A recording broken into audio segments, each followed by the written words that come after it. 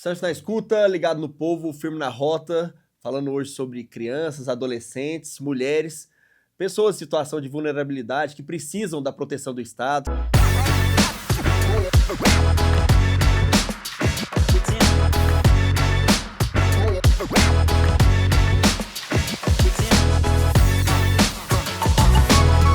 Com a Tenente Coronel Dirlene, delegado Kelps, bate-papo aqui tá bom. Passar aqui para nossa coronel, falar agora uma novidade que o Batalhão Maria da Penha tá dentro do Comando de Missões Especiais, que tem Cães, BOP, BEP, o Cavalaria, enfim, Graer também, senão o Tenente Coronel Moraes briga comigo.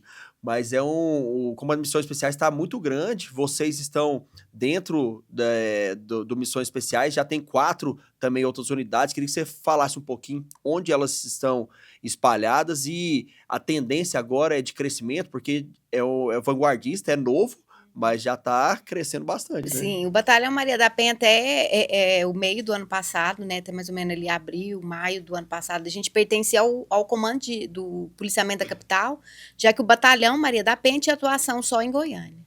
E aí, então, o Comando Geral da instituição decidiu criar outras 3 unidades, e aí dividiu o estado todo, né, para que essas 3 unidades pudessem, então, ter essa abrangência no estado. E aí precisou que esses batalhões ficassem um comando que tivesse, então, abrangência estadual, por isso que nós fomos para o comando de missão especial, né? Então, hoje nós temos o Batalhão Maria da Penha, que é o primeiro, né, que nós atuamos tanto em Goiânia, toda a região do 2º CRPM, toda a região do 3º CRPM, que é Anápolis, Pirinópolis, do 2º Aparecida, Senador Canedo. Então, nós temos divisão de companhia, a 1ª Companhia Goiânia, a 2ª Companhia Aparecida, a 3ª Companhia, né, Anápolis. E aí nós temos o 2º Batalhão Maria da Penha, que é na cidade de Goiás, que pega toda aquela região ali, que vai desde da cidade de Goiás, pega Nova Crixás, vai até Porongatu, pega então uma região bem grande.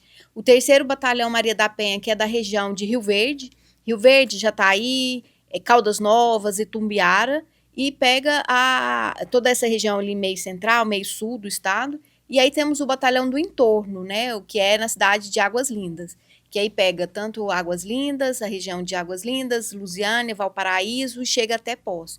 Então, hoje, nós temos cobertura, nós já tínhamos antes através das equipes de área, mas hoje temos atuação do Batalhão Maria da Penha em todas as cidades do estado de Goiás. Então, a mulher hoje, em qualquer município do estado que tem uma medida protetiva, ela vai ter uma equipe do Batalhão Maria da Penha para fazer esse acompanhamento. Então, nós fomos para lá com a ajuda do Coronel Saliba, né, fizemos essa divisão territorial dos batalhões, divisões ali por companhias, pelotões para melhor atuação. Então, hoje a gente consegue ter essa abrangência estadual em todas as cidades. Todas as cidades têm atuação do Batalhão Maria da Penha. Eu fico feliz porque mais do que essa mudança estrutural, física, é um recado, é simbólico para demonstrar para as mulheres mesmo que elas estão atendidas em toda a região do estado.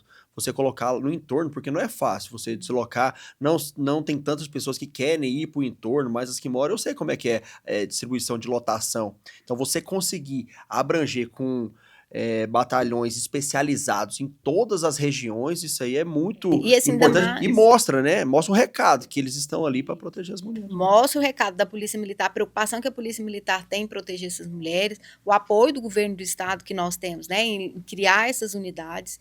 A gente passa uma dificuldade, porque o comando dessas unidades tem que ser uma oficial feminina, uma oficial superior feminina. Então, assim, muitas vezes a gente tem que fazer essa alocação desse recurso, né, dessas oficiais para estar nessas unidades no interior também. E aí, mas mostrar para essas mulheres, porque nós temos violência contra a mulher em todo o estado, em todo município, a gente tem ali, né, essas ocorrências, essas mulheres com medidas protetivas, e essas mulheres precisavam ter um atendimento especializado mesmo da equipe do Batalhão Maria da Penha. As atuações com ações educativas também que a gente realiza, a gente precisa estar presente. O Batalhão Maria da Penha é muito ligado com a comarca local, muito ligado com a cidade. Porque, por exemplo, essa cidade tem uma política pública voltada para as mulheres, então o batalhão tem que estar linkado com essa política pública para a atuação dessas mulheres, porque nós atuamos em rede, né? Então, assim, é muito importante descentralizar esse comando, né? Então, assim, antes ficava só Goiânia e a gente tinha a coordenação técnica dessas patrulhas, mas aí era muita patrulha, sem né, só um comando, agora a gente descentralizou, cada comandante está à frente da sua unidade, e nós estamos cada vez mais avançando nesse sentido de levar realmente essa presença. A gente passa, claro, por dificuldade de efetivo, como toda unidade da Polícia Militar, mas temos contado com o apoio e a sensibilidade do comando. Mas essa peculiaridade eu acho muito importante, porque apesar de ser uma polícia ostensiva, operacional, e é obrigatório que seja, é importante que seja, aquela polícia comunitária, nessa área da vulnerabilidade da mulher, é importante isso, porque você, às vezes, lá no entorno no entorno de Goiás, ou em Rio Verde, ou numa cidade pequena, em Diária, em Edé, você conhece já as pessoas. É muito mais fácil você saber, talvez, a vida de quem tá ali, qual que é a realidade. A mulher vulnerável, ela poder te chamar pelo nome, a comandante, para que você resolva um problema dela. Ela tem muito mais liberdade e empatia. Então, isso é muito boa, essa descentralização, porque acredito que ela se sinta mais acolhida e mais pertencimento para poder fazer aquela E denúncia. esse é nosso lema, né? Nós somos uma unidade operacional da Polícia Militar, então nós levamos segurança para essas mulheres, mas levamos de uma forma diferenciada, que é com o acolhimento. Essa mulher, nesse momento de maior vulnerabilidade, né, que é o momento da violência, ela precisa ter a segurança, né, a força física do Estado para garantir ali a integridade, e o batalhão faz isso, mas a gente faz através da atuação da policial feminina. Então a gente leva ali, essa mulher se sente acolhida, ela se sente à vontade para, né, falar o que aconteceu, ela tá ali, a policial faz todo, por isso que a gente fala, a policial feminina dentro da unidade Maria da Penha, ela faz total diferença, é a unidade da policial feminina, na verdade, né? Então, assim, a policial que vai ali conversar, então, assim, nosso atendimento, quem conversa com essa mulher é a policial feminina, que vai ali conversar, a mulher se sente mais à vontade de falar o que aconteceu, envolvendo uma violência sexual, essa mulher tem coragem ali de se abrir, muitas vezes, para essa mulher, então faz toda a diferença. E aí esse é o nosso lema, a gente leva essa segurança, mas a gente leva com acolhimento. Kelps, essa experiência sua com infância, adolescência ali, qual que é um caso mais emblemático que você pegou durante essa sua trajetória? Não necessariamente um caso mais bárbaro, ou um caso que te marcou mais de criança e adolescente nessa sua trajetória aí na DEPAI. Assim, talvez o que me deu mais dor de cabeça foi aqueles ameaças de atentados. Não sei se você lembra. Eu nem lembro o ano mais que teve. Teve acho que foi um nacional isso. A gente trabalhou igual. A gente trabalhou demais, assim. Mas foi interessante que a gente teve um trabalho efetivo, assim. Foi bastante produtivo. A gente Goiás foi responsável por 25% das internações do Brasil naquele período. Então a gente trabalhou muito e deu aquela resposta que tem que dar. Não tem graça com isso, se tiver, vai ter consequências. E depois aqui em Goiás a gente nunca teve essas ameaças mais. Talvez um caso outro isolado ali, mas questões bem pontuais. Só para exemplificar, foi na época da Machadinha, né, que um cara entrou e acho que... Sim.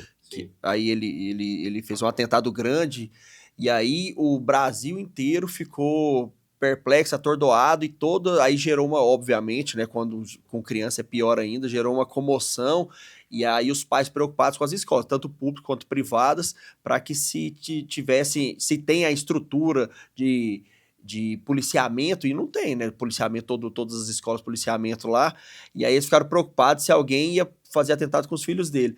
E aí teve um pânico muito grande e a sociedade, a polícia tem que dar resposta para demonstrar para a sociedade, para os pais, que aquele lá é um ambiente seguro. Então você teve à frente disso e realmente conseguiu demonstrar ali, porque tiveram os engraçadinhos que mandavam uma mensagem e tudo gera um alerta e uma tensão violenta para quem está lidando com isso, né? E teve um caso assim bem peculiar dessa situação. Poderia ser só uma ameaça? Poderia, mas a gente encontrou mais de 8 armas na casa de uma pessoa, de um pai, né? E o adolescente tinha acesso a essas armas também. Então, enfim, até quando seria só uma brincadeira, ou então, até quando ele poderia fazer aquilo realmente? Então, é uma situação bem complicada, assim. Foi bastante interessante de demonstrar essa necessidade de resposta, sabe? E tem uma coisa interessante também da DEPAI, que vale a pena a gente pontuar aqui. Eu falo muito essa questão da educação, né? Enfim, do pai, da figura da autoridade ali. Nessa época, eu fiz muita palestra em escola. E eu fiz palestra numa escola pública, lá no Garavelo, e fiz uma palestra numa escola particular, aqui em Goiânia, aqui perto, aqui no Marista, enfim.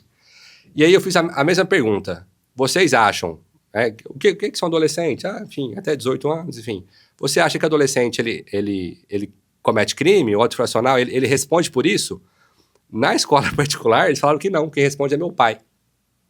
Lá na escola pública, eles já tiveram uma consciência, talvez até pela vivência deles também, ali, com os próprios colegas, alguns envolvidos com isso, né? Dessa responsabilidade. Então, olha que foram adolescentes, 14, 15 anos, achavam que não eram responsáveis pelos atos deles, que seriam os pais serão os responsáveis. E não é assim. Eles têm responsabilidade, como eu disse.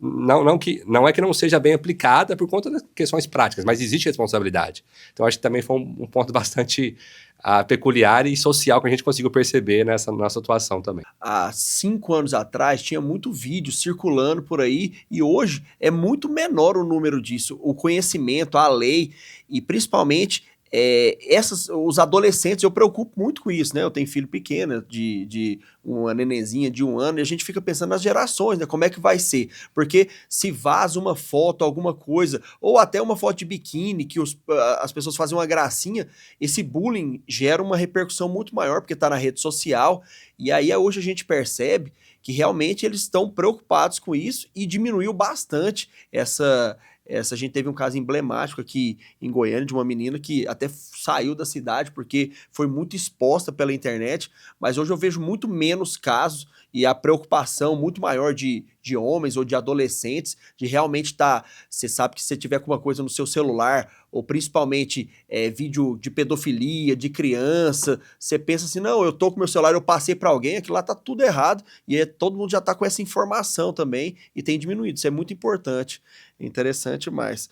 Nós estamos de violência contra a mulher, uma coisa que eu queria entender do pertencimento também, Coronel.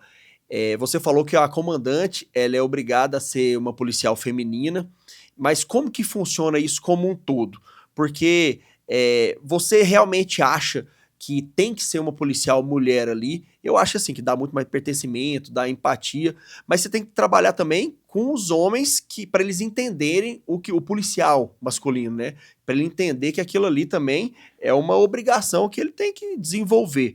Mas me conta como que funciona lá dentro, porque também um batalhão só de mulheres, eu acredito que não deve funcionar. Então, qual que é a lógica? O comando tem que ser feminino, mas vocês compõem com homens, vocês também tratam esses cursos específicos para que os homens entendam, né, essa peculiaridade do batalhão, porque eu acredito, sim, que todos tínhamos que ter a mesma sensibilidade, mas na prática não é, né? Uma mulher, ela teria que ser, eu gostaria que, como policial, que uma mulher tivesse uma liberdade para falar comigo, para que ela se sentisse pertencimento, que eu fosse ajudar ela, mas na prática, às vezes, se ela te escutar, é diferente. Então me conta como que é essa relação da própria mulher se abrindo, acolhendo outra mulher. Quando a gente fala de violência doméstica, a gente fala muito de lugar de fala.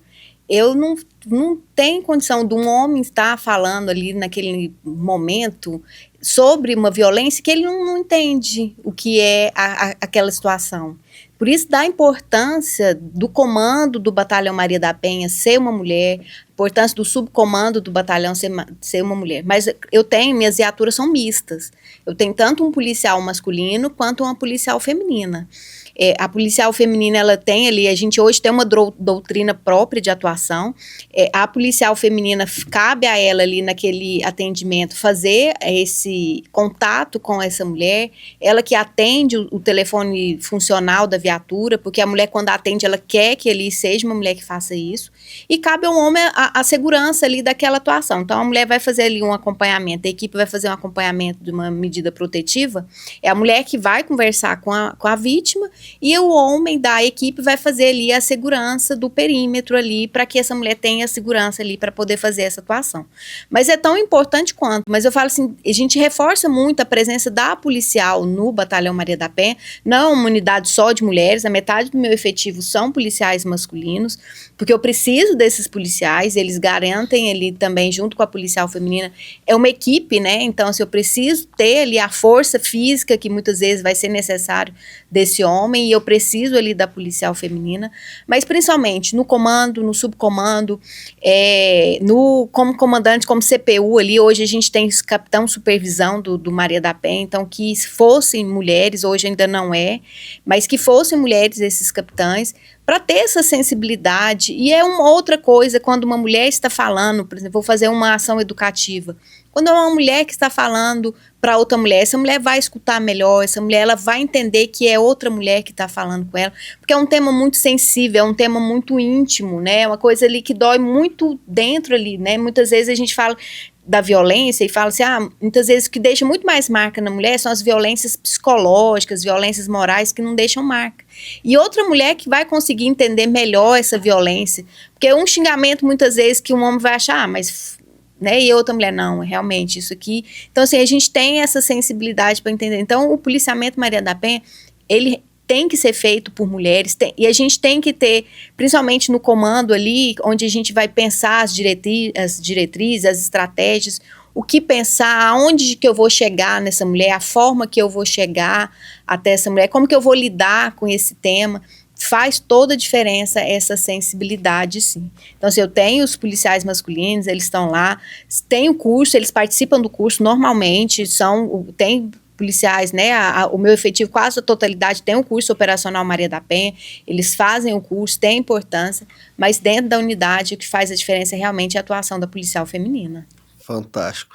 Eu queria explorar mais um pouquinho sobre esse tema de crimes digitais, para que o programa é muito assistido por pais, principalmente dessas palestras, por pais que querem que nós sejamos as referências para essas crianças, para esses adolescentes. Então, de crime digital, ou nudes, ou alguma coisa de bullying na internet, como que o adolescente ele pode ser punido, quais são as implicações, quais são, para a gente poder alertá-los do perigo também, né, de querer às vezes fazer uma gracinha e ele pode ter uma repercussão bem ruim como um crime mesmo. Antes de falar do adolescente como autor, eu acho importante a gente dizer para os pais que eles são pais e têm autoridade total sobre o seu filho. Então não existe, para mim, enfim, eu acho que para a maioria dos policiais também não existe essa de privacidade do seu filho em redes sociais.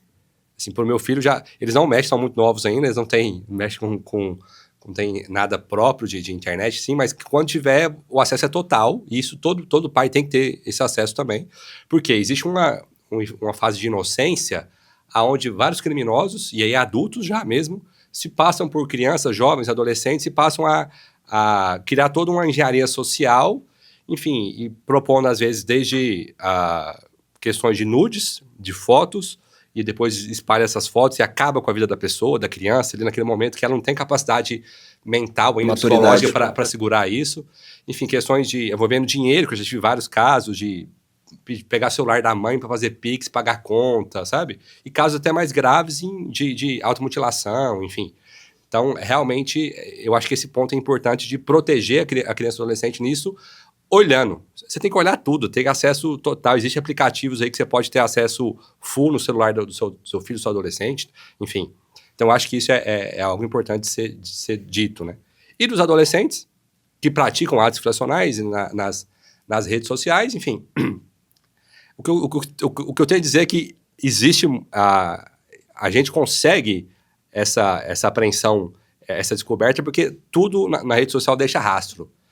Enfim, são crimes às vezes um pouco mais complexos, mas a gente consegue. A gente já teve vários casos de golpes envolvendo Pix, enfim, golpes de estelionato praticado por adolescentes. Então a gente conseguiu, a gente pega.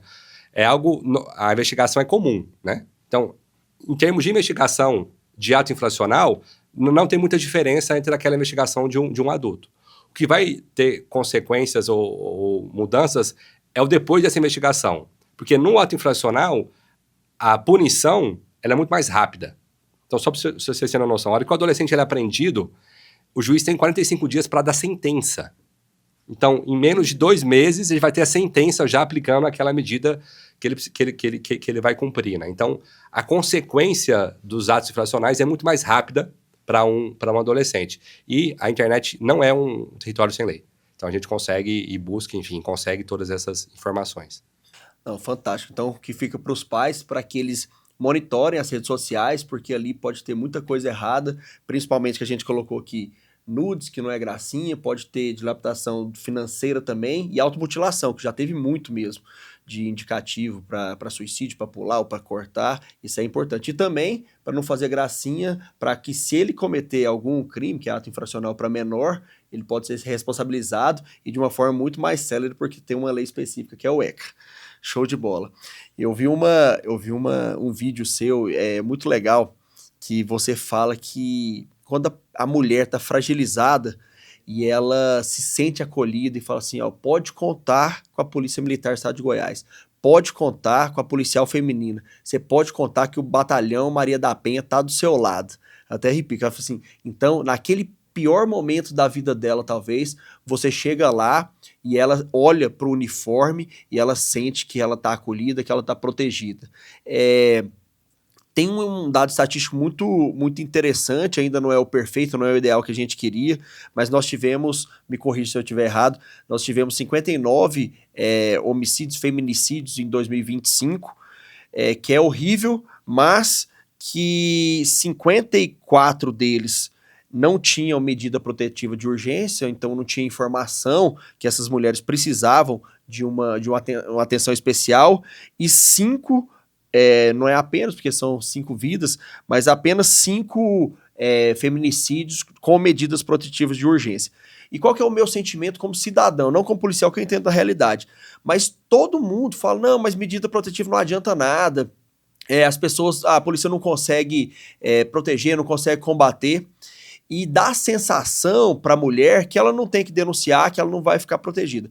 E o que eu entendo? Eu entendo que a mídia, ela pode pegar 100 casos bons, mas tiver um ruim, um que falhou, isso aqui dá muito mais repercussão. Então, primeiro, eu já parabenizo que dos 59 casos de feminicídio, 54 não estavam na sua gerência ali, e apenas 5 não conseguiram resolver. Então, apesar de serem vidas e todas contarem, estatisticamente demonstra que vocês conseguiram proteger a grande maioria das pessoas. 92% não estavam aí sob a proteção do Batalhão Maria da Penha. Me conta um pouquinho sobre esse descrédito que a sociedade tem como um todo, e você que vive todo dia, que sabe da eficiência, como que funciona isso aí, e para as pessoas realmente, elas podem confiar no Batalhão Maria da Penha, essas mulheres?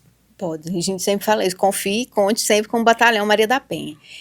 Ano passado, nós fechamos 2025 acompanhando 27 mil mulheres em todo o estado de Goiás. Então, aqui em Goiânia, Posse, em torno, 27 mil mulheres. Dessas 27 mil mulheres, que a viatura do Batalhão Maria da Penha vai até a porta da casa dela, para garantir que aquela medida protetiva está sendo cumprida.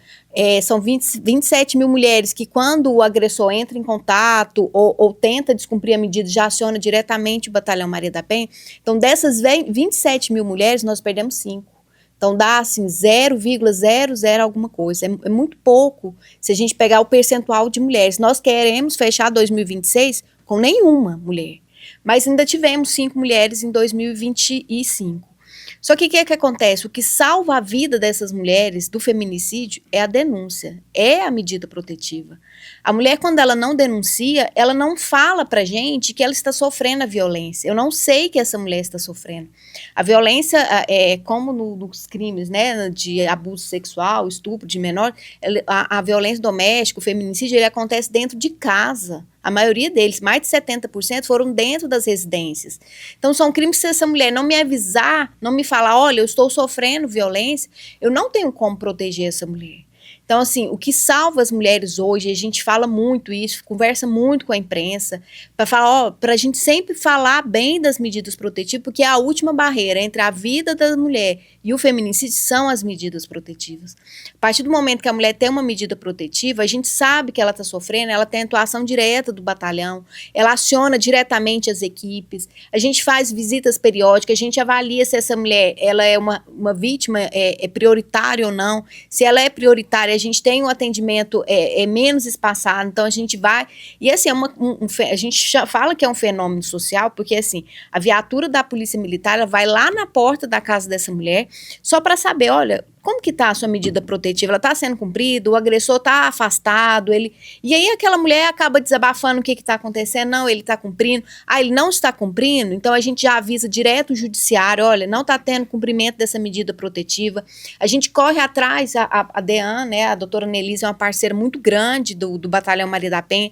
A gente já conversa direto com a doutora Anelise, olha, vamos pedir uma preventiva porque está acontecendo isso.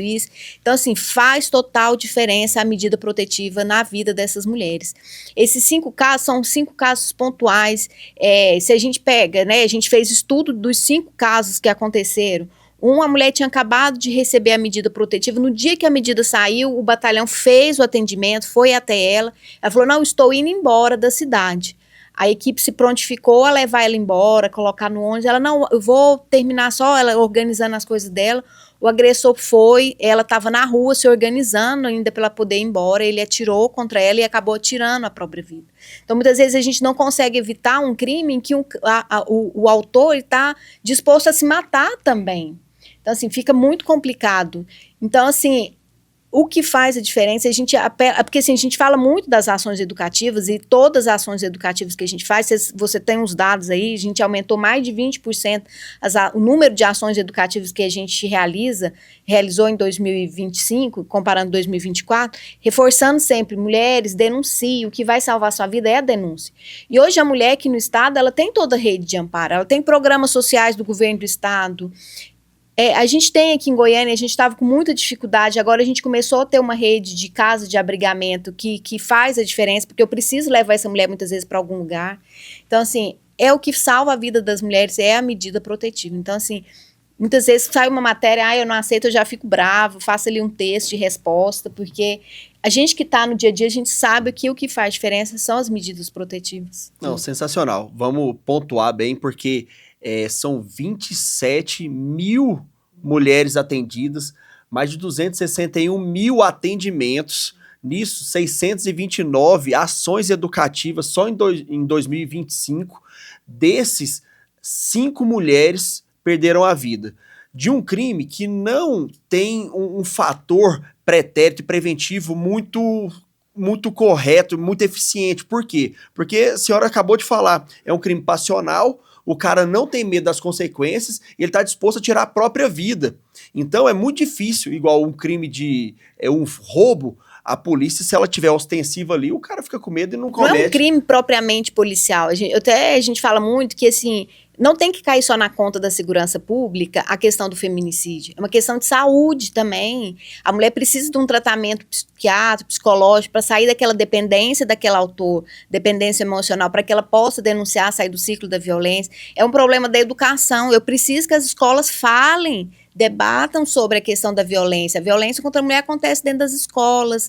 O aluno, ele tem prejudicado ali o rendimento dele porque está sofrendo em casa ou a própria adolescente está sofrendo. Então, eu preciso que a educação trabalhe. É um problema social. A mulher não sai da violência porque ela está amarrada financeiramente com esse agressor. Então, assim, é um problema muito complexo, que envolve mais ramos da sociedade, não é um problema só da segurança pública. Muitas vezes eu não vou conseguir sozinha, só a segurança pública, só a polícia militar, junto com a DEAN, a Guarda Civil, a PRF, diminuir o número de feminicídio. Porque muitas coisas, muitas causas desse problema tá fora da nossa alçada. São problemas maiores da sociedade. O machismo é aquele que a mulher é minha posse, ela é minha, ela me pertence, e que se ela fizer alguma coisa que eu não quero, o não que ela fala, o que ela vai embora, eu vou matar, porque aquilo ali é meu, como se aquilo ali fosse um caderno, um celular. Enfim, eu preciso tratar isso primeiro na sociedade, antes. Porque senão, se a gente não fizer esse trabalho maior da sociedade, da educação, da saúde, enfim, de tudo, a gente não consegue diminuir, porque não é a violência doméstica, principalmente o feminicídio, ele não é um problema só da segurança pública. Mas nós vamos resolver isso com pessoas igual a senhora, que tem esse conhecimento e tem que abranger mais. A senhora tem que estar mais nas redes sociais, com mais entrevistas, com mais espaço de fala, porque o seu papel não é só na polícia também. Essa clareza que a senhora tem é muito importante, porque é justamente isso que a gente pensa. É uma forma estrutural que a gente tem que... acho que culturalmente a gente está melhorando também bastante, mas não é só... A polícia é a última barreira entre o bem e o mal, mas é uma forma, é uma construção que gerou isso, e que a gente tá tentando melhorar isso. O papo é um papo às vezes ruim, mas é muito interessante, mas a gente tá indo aqui pro final dessa segunda parte, nós vamos para a terceira, com 2 referências aqui da segurança pública, todo sábado e domingo, 17h30 na TV Capital, no YouTube, os cortes no Instagram. Fica com Deus, bora!